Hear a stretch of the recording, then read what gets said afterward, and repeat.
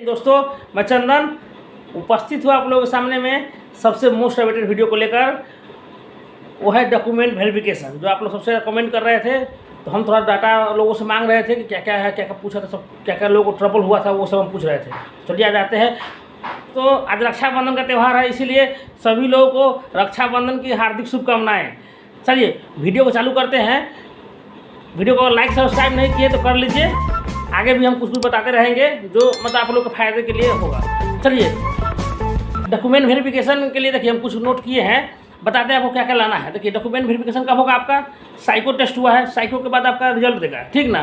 पहले साइको का रिजल्ट देगा कि साइको में कौन पास है कौन फेल है। उसके बाद फिर से फाइनल रिजल्ट देगा कि हाँ 70-30 बना के, कि 70 और 30 दोनों मिला के और कंबाइंड रिजल्ट देगा कि इसके बाद आपका कितना नंबर है। उसके बाद आपका फिर होगा, बुलाएगा डीवी के लिए, डॉक्यूमेंट वेरिफिकेशन के लिए बुलाएगा आपको, ठीक ना। चलिए डॉक्यूमेंट वेरिफिकेशन में बहुत लोग बहुत क्वेरीज है, उतना क्वेरीज को एक जगह करना संभव नहीं है, बहुत लंबा हो जाएगा वीडियो। तो एक सेशन और हम लाएंगे लाइव आके, उसमें हम डील करेंगे सभी बातों को और लोगों से पूछ भी रहे होंगे। हमको तो उतना जानकारी नहीं है ना कि क्या दिक्कत हुआ है। हाँ 10-50 लोगों से दोस्त से बात कर रहे हैं कि किसको क्या क्या दिक्कत हुआ था, उसके जो जिस दिन गया था वो वेरिफिकेशन में, तो उस दिन उनको क्या किसी और लड़का दोस्त को साथी को क्या दिक्कत हुआ था। तो चलिए तो आज हम कॉमन बताते हैं कि क्या क्या लेना पड़ेगा। आप लोग ये सब रेडी रखिएगा। देखिए आपको दिखाई दे रहा होगा, लिखा रहेगा यहाँ पर।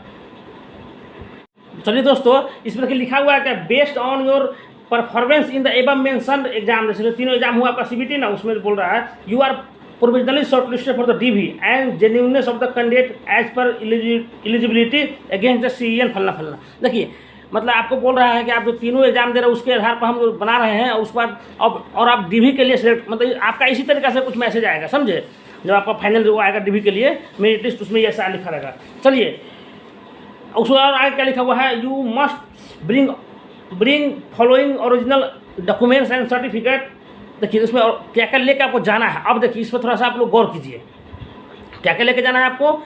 देखिए सबसे पहले क्या मांगता है, डेट ऑफ बर्थ। आप मतलब पैदा लिए तो किस दिन को पैदा लिए, इसको जांच करने के लिए वो बोलेगा आपको मैट्रिक का 10th, वही जिसको मैट्रिकुलेशन बोल दीजिए, चाहे 10th बोल दीजिए, चाहे सेकेंडरी एग्जामिनेशन बोल लीजिए, हाई स्कूल एग्जामिनेशन उसको बोलते हैं। तो हाई स्कूल एग्जामिनेशन का सर्टिफिकेट चाहिए, मार्कशीट, ओरिजिनल सर्टिफिकेट, ये सब चाहिए, ठीक ना। मतलब आपका किसी भी डेट ऑफ बर्थ प्रूफ करने के लिए एक सर्टिफिकेट चाहिए। उसके बाद तो समझे आपको 10th का मार्कशीट, ओरिजिनल सर्टिफिकेट ये सब चाहिए। उसके बाद 12th क्लास का मार्कशीट, ओरिजिनल सर्टिफिकेट चाहिए। हाँ कुछ लोग बोलते हैं एडमिट कार्ड नहीं है। एडमिट कार्ड आपको मालूम है ना, एडमिट कार्ड सिर्फ एग्जाम देने के लिए एग्जाम हॉल में एंट्री होता है। जो आप 10th में दिए 12th में दिए, तो उसका इधर जरूरत उतना नहीं है, ठीक ना। तो उतना टेंशन नहीं लेना है। मार्कशीट होना चाहिए और ओरिजिनल सर्टिफिकेट जो होता है वो होना चाहिए। अच्छा अब चाहिए क्या, अब मान लीजिए 10th हो गया, आपका इंटरमीडिएट हो गया, चाहे क्लास 12th हो गया, चाहे हायर सेकेंडरी उसी को बोलते हैं। उसके बाद आप क्या किए हैं, आप लोग ग्रेजुएशन किए हैं, तो ग्रेजुएशन का क्या चाहिए, सर्टिफिकेट चाहिए। जो जिस ग्रेजुएशन पोस्ट के लिए है तो उसको चाहिए ना ग्रेजुएशन का सर्टिफिकेट। तो ग्रेजुएशन का सर्टिफिकेट सभी मार्कशीट चाहिए भाई, जितना भी सेमेस्टर हुआ चाहे ईयरली हुआ है आपका, अलग अलग हो सकता है अलग। इसके बाद क्या चाहिए आपको, ग्रेजुएशन का सर्टिफिकेट चाहिए और मार्कशीट चाहिए। एक बात को एकदम ध्यान में रख लीजिएगा कि आपका जो ओरिजिनल सर्टिफिकेट होगा, चाहे कुछ लोग जैसे प्रोविजनल दिए, बहुत लोग क्वेरीज कर रहे हैं, तो इसको हम यहाँ पर मतलब सॉल्व कर रहे हैं कि भैया मेरे पास प्रोविजनल है, अभी ओरिजिनल ग्रेजुएशन का सर्टिफिकेट नहीं आया है। तो नहीं आया है तो कोई दिक्कत नहीं है, उससे उतना टेंशन लेने की बात मत। लेकिन हाँ अगर आप 15 में पास किए हैं ग्रेजुएशन, 17 में पास किए, 18 में पास किए, 19 में पास किए हैं, तो 3-4 साल हो गया है, तो आपको ओरिजिनल सर्टिफिकेट यहाँ मांगेगा। भले यहाँ आइएगा तो छाँटेगा नहीं, रिजेक्ट नहीं करेगा, लेकिन आपको 15 दिन, 10 दिन, चाहे 5 दिन का टाइम देगा, ठीक है। तो लास्ट मोमेंट में आप उतना समस्या झेलिएगा, अरे परेशान हो जाएगा, फिर लौटा दिया, फिर बना कर लाइए, बहुत पैसा खर्चा होगा और माइंडली बोलो मेंटली बहुत हरास होइएगा। उससे अच्छा है कि आप जहाँ जहाँ है अपना अपना ओरिजिनल सर्टिफिकेट निकलवा ही लीजिए, अभी बहुत टाइम है, ठीक ना। प्रोविजनल से भी काम चल जाएगा, लेकिन आपको बाद में बोल देगा कि 10 दिन में लाइए, 5 दिन में बना के, मतलब टाइम कहीं कम दे देगा, तो आप फिर परेशान होइएगा। तो इसीलिए आप निकलवा लीजिए, अभी ओरिजिनल सर्टिफिकेट निकलवा लीजिए डिग्री का, ज़्यादा अच्छा। और हाँ याद रहे, मार्कशीट पे कभी कभी होता क्या है, बिहार में चाहे कहीं के जो भी लोकल यूनिवर्सिटी है गलती क्या करता है, लास्ट सेमेस्टर का मार्कशीट चाहे लास्ट ईयर के मार्कशीट और ओरिजिनल सर्टिफिकेट दोनों में date of publishing of result होता है ना, कि आपका जिस दिन रिजल्ट आया, आप ग्रेजुएशन पास हो गए, उस दिन का रिजल्ट का ना दोनों डेट वेरी कर जाता है। ऐसा बहुत लोगों के साथ पाया गया था भाई, इसलिए हम भी ऑब्जर्व किए थे इस बात को। मेरे साथ एक लड़का था, अपना बिहार का ही था, उसको लौटा दिया था और उसको बोला रिजेक्ट कर दिया भाई। इस बात को लेकर आप जाइएगा यूनिवर्सिटी में, अगर ऐसा हो मिसमैच करे, समझे ना बात क्या बोल रहा है कि आपका जिस दिन रिजल्ट आता है, पब्लिश होता है, कि फाइनल ईयर का, तो फाइनल ईयर का रिजल्ट पब्लिश होने का एक डेट होता है और उस वही डेट मेंशन होता है आपके मार्कशीट पर, लास्ट ईयर का मार्कशीट पर, और वही डेट होता है आपका ओरिजिनल सर्टिफिकेट पर, वही प्रोविजनल पर, सब डेट वही होना चाहिए आपका, सभी ईयर का मार्कशीट होना चाहिए भाई। और चाहे जो भी सेमेस्टर भी आपके यहाँ हो तो सभी सेमेस्टर का मार्कशीट, चाहे सभी ईयर का मार्कशीट, और प्रोविजनल रहे तो ठीक है, लेकिन हम बोलेंगे आप लोग बनवा ही लीजिए ओरिजिनल सर्टिफिकेट, और डेट ऑफ पब्लिशिंग देख लीजिएगा। ये सब गड़बड़ी हो आता है कभी कभी भाई, कभी कभी सील मारना भूल जाता है, मतलब जो वहाँ का प्रिंसिपल होता है वो सब, ये सब बात आप माइन्यूटली पहले से देख लीजिएगा। चलिए, उसके बाद आपका तो सर्टिफिकेट का काम हो गया।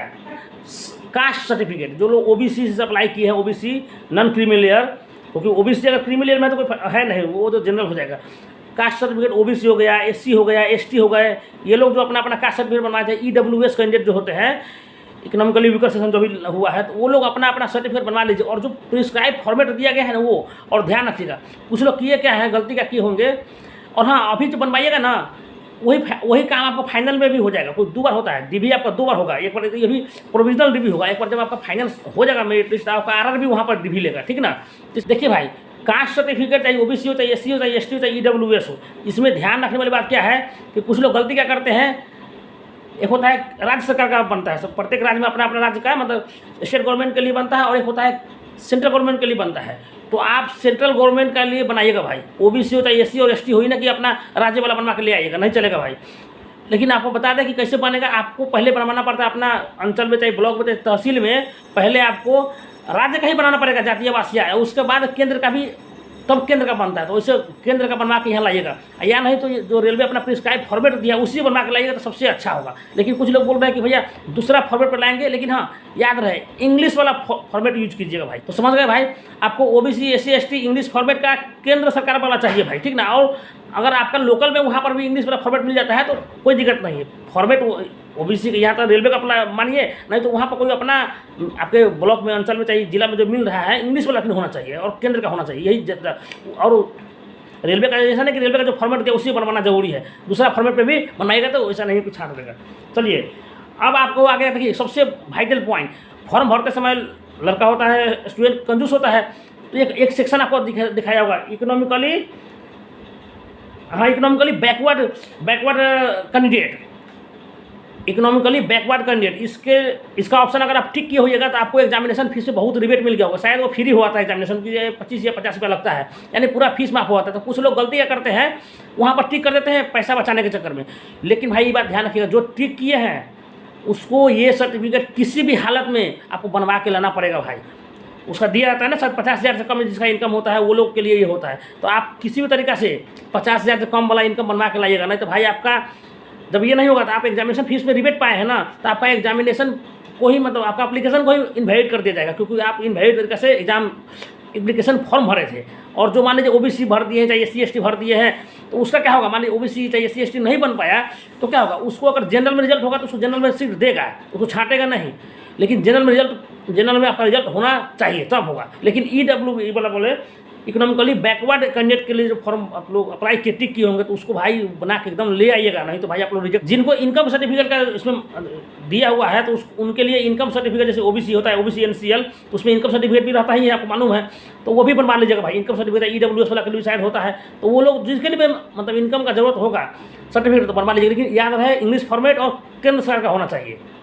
और हाँ, सबसे पहले भाई जो भी आप डॉक्यूमेंट निकलवा रहे हैं, कहीं से बनवा रहे हैं, तो आपको ये बता दें कि भाई जिस ऑफिस से चाहे अंचल में निकाले, चाहे सर्किल में निकाले, चाहे अपना आप एसडीएम के यहाँ से निकलवाएं, तो वहाँ पे जहाँ से आप निकलवाते हैं वहाँ पर जो रजिस्टर मेंटेन होता है ना, लिखता है जिसमें कि 443/05/8/22 लिखेगा, मतलब वो निकालता है कि आपका जो इशू होता है, सर्टिफिकेट इशू नंबर होता है, वो अपना डायरी में मेंटेन करता है, क्योंकि वो बाद में आपको मिलाएगा भाई।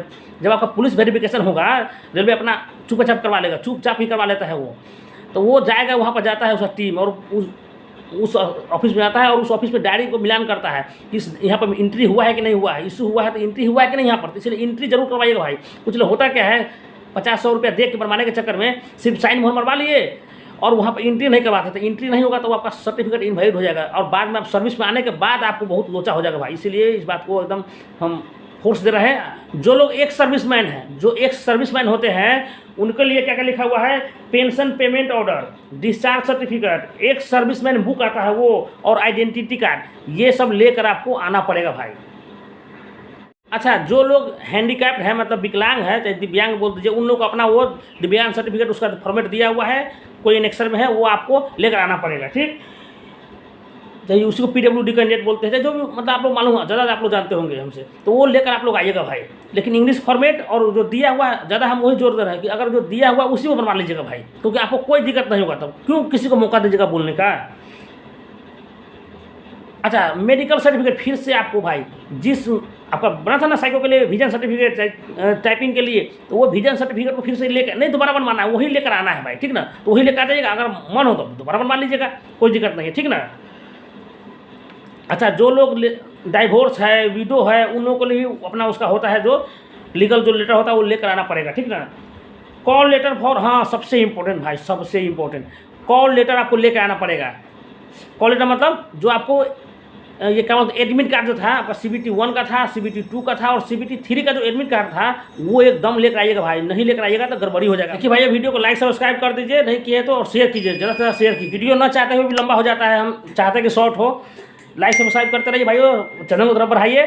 चलिए, और बोले कि हम एक वीडियो और लाएंगे डॉक्यूमेंट पर, जिसमें हम अपना एक्सपीरियंस शेयर करेंगे, ठीक नहीं। ये अभी कमेंट बता दे रहे हैं कि क्या क्या लेकर आपको आना है, जो बता दिए कि आपको तीनों का एडमिट कार्ड लेकर आना है आपको। अच्छा हाँ, पासपोर्ट साइज फोटोग्राफ इन्हें के नया बनवा लीजिएगा। जो फॉर्म में अप्लाई किए थे, फिल किए थे फॉर्म में, वही वाला पासपोर्ट साइज 5-7 को लिखा तो है, 3-4 को, लेकिन आप 5-7 को 10 को बनवा लीजिएगा। या तो हो सके तो सस्ता बनता है 30-40 को बनवा लीजिएगा, तो आपका बहुत जरूरत पड़ेगा। सब जगह वो 6 को यहाँ तो 6 को यहाँ, बहुत जरूरत पड़ेगा आगे, इसलिए ज़्यादा बनवा लीजिएगा। हाँ, और जितना भी आप सर्टिफिकेट जो ऊपर बताए हैं, सब सर्टिफिकेट का 2 कॉपी जीरोक्स लेकर आना पड़ेगा। तो हम बोलेंगे 2 कॉपी नहीं भाई, 4-5 कॉपी आप करवा लीजिएगा, क्योंकि आपका बोले कि अभी और ज़रूरत पड़ेगा, तो इसीलिए करवा लीजिएगा। और सब पर सेल्फ अटेस्टेड करके लेके आना है। तो और इतना ही है। और हाँ, अच्छा हाँ, कुछ जो कॉमन लोगों का गलती है वो हम सेकेंड पार्ट ला रहा है, ये हुआ आपको इतना लेकर आना है। और जिसके पिताजी के नाम में, जब नाम में किसी भी नाम में गड़बड़ी है, सर्टिफिकेट में कोई भी स्पेलिंग में मिस्टेक है, कुछ और मिस्टेक है, तो उसके लिए आपको एफिडेविट मजिस्ट्रेट का, नहीं तो नोटरी का स्टाम्प के सहित वो चलेगा, वो लेकर आना पड़ेगा। तो वीडियो हो रहा है लंबा, हम सेकेंड पार्ट लाएंगे, उसमें और बताएंगे, क्वेरीज बताएंगे। चलिए दोस्तों, जय हिंद।